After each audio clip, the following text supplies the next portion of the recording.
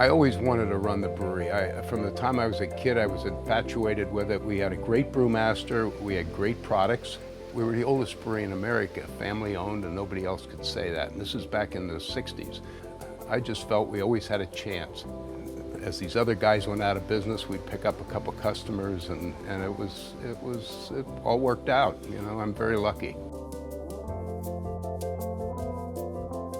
I'm the fifth generation owner of the Yuengling Brewery, and my great-great-grandfather started in 1829, and he ran it until 1876, and my great-grandfather then took over and ran it till 1899, and then my grandfather ran it till 1963, and my father and his brother took it over until 1985, and it's when I bought it.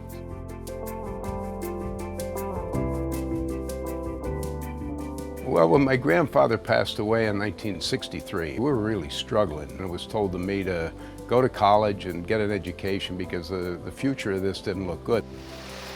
And I said, no, if we can modernize this place and make it more efficient, put machinery in, I just thought we had an opportunity because of our quality products and the fact that we were as old as we were.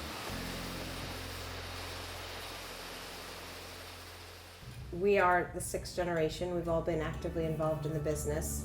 I can't say that there's a definitive timeline when my dad will retire, because quite honestly, I don't think that's in his vocabulary. But we've been working here for quite a few years under his tutelage, and I think we've learned quite a bit from him about the business and what it's like to run a family company.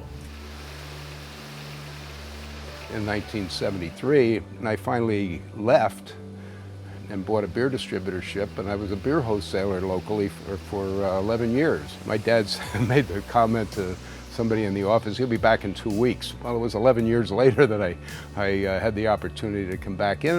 He had Alzheimer's, and it was kind of a sad way to take over the brewery, but it was always something that I wanted to do. It was in my blood, and I knew we could make it.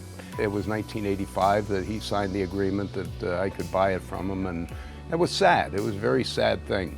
But it's the way it worked out, and here we are from 137,000 barrels that we did in 1984. We've grown to 2.8 million barrels last year. I feel the kids have worked around me long enough to know my work ethic. If I have anything going for me, I have a pretty good work ethic.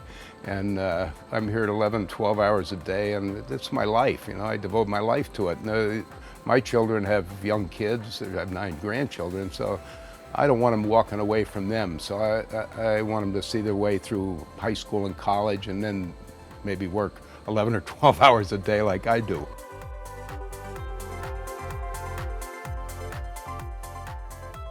I never considered selling the brewery. Within the industry, they know that we're family owned and operated, and we have no intentions, and even my daughters don't have any intentions of selling the company.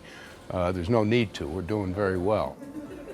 But we weren't in the 60s, and you know, we lived through that era, and my dad and his brother kept it alive until I had a chance to get my hands on it, and you know, I was a little more aggressive than maybe they were, and here we are. We're darn lucky, and it's all because of the people that I brought in here. It's not me. I just made the financial investment to build a brewery, buy a brewery, and hire the right people.